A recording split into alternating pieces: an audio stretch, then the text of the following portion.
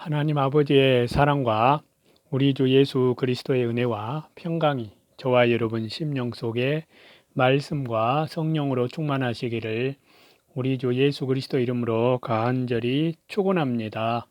오늘은요, 구약 성경 에스겔서 35장을 본문으로요, 에돔에 대한 심판 예언과 다시 재림하시는 주 예수 그리스도라는 제목으로 하나님의 말씀을 받도록 하겠습니다.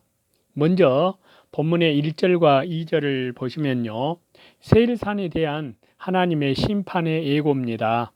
이 세일산은요, 사해 동남쪽에 자리하고 있는 산으로서요, 그곳에 야곱의 형인 에서의 자손들이 에돔이라는 나라를 세웠습니다. 3절과 4절인데요. 하나님께서 에돔을 심판하여 황무지와 놀라움이 되게 할 것인데요. 그때에야 그들이 공의의 하나님을 알게 된다는 말씀이십니다. 5절입니다. 에돔이 망할 죄는, 하나님 앞에 심판받을 수밖에 없는 죄는 이스라엘 족속이 죄악으로 인하여 하나님께 벌받아 멸망할 때에 기뻐하고 피하는 자들을 잡아서 온수 바벨론에게 붙여준 죄입니다. 에돔이 이스라엘 족속을 미워하고 이스라엘 족속이 멸망할 때에 온수와 합하여 많이 죽였습니다. 이것은 하나님께서 진노하시는 죄인데요. 그러므로 하나님의 심판을 받아 멸망을 받게 된 것이라는 말씀이십니다. 에돔 6절인데요. 에돔 족속이 이스라엘 족속을 죽는 데 내어 주어서 피를 미워하지 않았기 때문에 자기들이 피를 흘리게 된다는 것입니다. 남의 피를 흘리게 하는 자는 자기도 피를 흘리게 될 것이라는 말씀인데요. 검을 쓰는 자는 검으로 망하고 남을 죽이는 자는 자기도 죽임을 당한다는 예수님의 말씀이십니다. 행한 대로 갚아주시는 하나님이십니다. 피를 심은 자는 피를 거두고 악을 심은 자는 악을 거두는 것입니다. 7절에서 9절 말씀인데요. 하나님께서 세일산을 심판하여 놀라움과 황무지가 되게 하고 거기에 왕래하는 사람이 없게 할 것이며, 그때 살육당한 시체들을 여러 산 맷뿌리와 골짜기와 시내에 채우고 황무지가 되게 하여서 사람이 거하지 않게 하신다는 것입니다. 그들이 이렇게 심판받아 멸망한 후에야 하나님께서는 살아계시고 공의대로 심판하시며 하나님 자기 백성을 위하시는 분이심을 깨닫게 된다는 것입니다. 10절인데요. 두 민족과 이 두 땅은 이스라엘과 유다의 민족과 땅을 가리키는데요. 에돔 족속은 이 두 민족과 이 두 땅은 다 내게로 돌아와서 내 기업이 되리라 라고 말하고 있었습니다.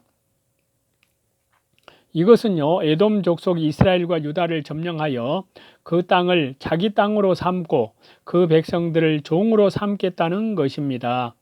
남의 땅을 넘겨다보고 점령하려는 생각은 욕심이요, 침략적인 악한 정신입니다. 더욱이 하나님의 백성이 멸망하기를 원하고 멸망한 후에는 그 땅을 자기 것으로 만들고 하나님의 백성을 종으로 삼겠다는 것은 악한 생각입니다. 그러나 나 여호와가 거기 있었느니라. 여호와 하나님께서 이스라엘과 유다 백성과 함께 계셔서 지켜주시고 구원해 주신다는 것입니다.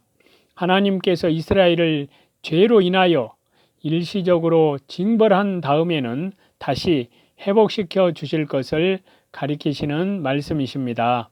11절인데요.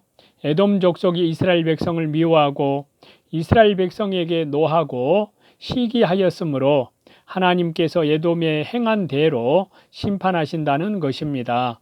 하나님의 백성에게 냉수 한 그릇이라도 주는 사람은 결코 상을 잃지 않을 것이라고 우리 주님께서 마태복음 10장 42절에서 그렇게 말씀하고 있는데요. 조금이라도 피해를 주는 자는 하나님께 심판을 받게 된다는 데살로니가후서 1장 6절에 말씀하고 있습니다.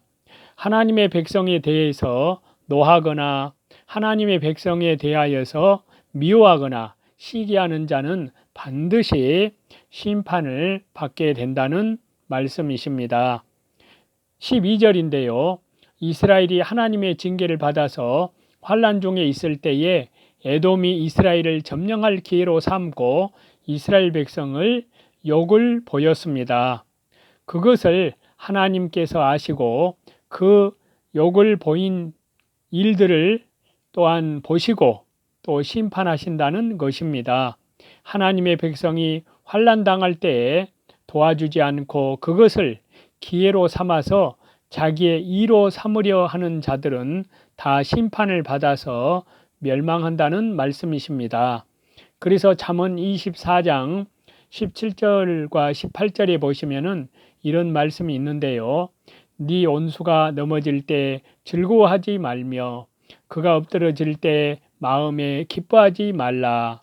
여호와께서 이것을 보시고 기뻐 아니하사 그 진노를 그에게서 옮기실까 두려우니라 라고 말씀하고 계십니다.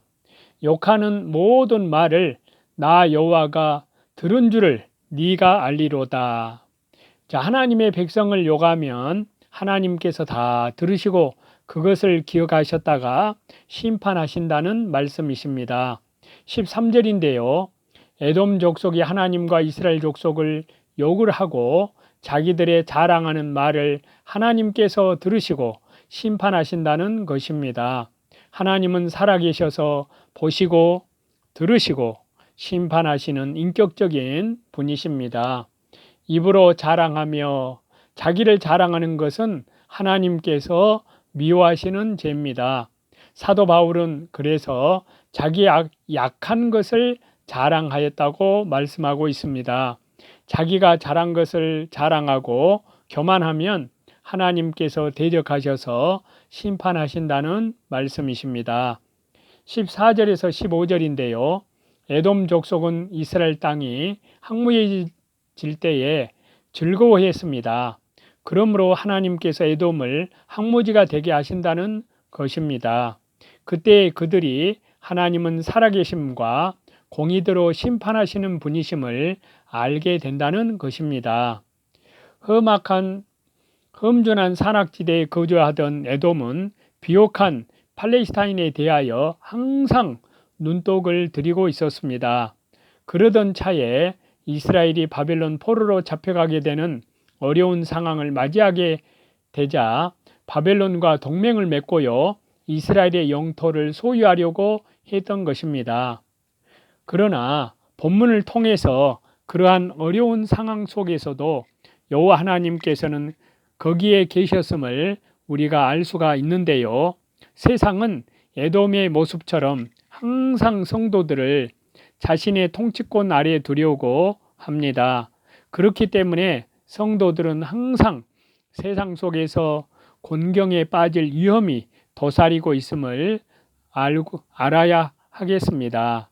또한 우리가 비록 공경에 처하더라도 우리의 곁에는 언제나 하나님의 도우심이 있음도 아울러 알아야 할 것입니다. 그래서 성도들은 세상의 유혹에 조심해야 하지만요. 세상을 향해서 담대히 하나님의 진리의 복음을 증거할 수 있습니다. 왜냐하면요. 성도의 삶은 어떠한 사단 마귀의 적그리스도의 공격에도 불구하고 하나님의 전능하신 손길로 철저히 보호되기 때문입니다.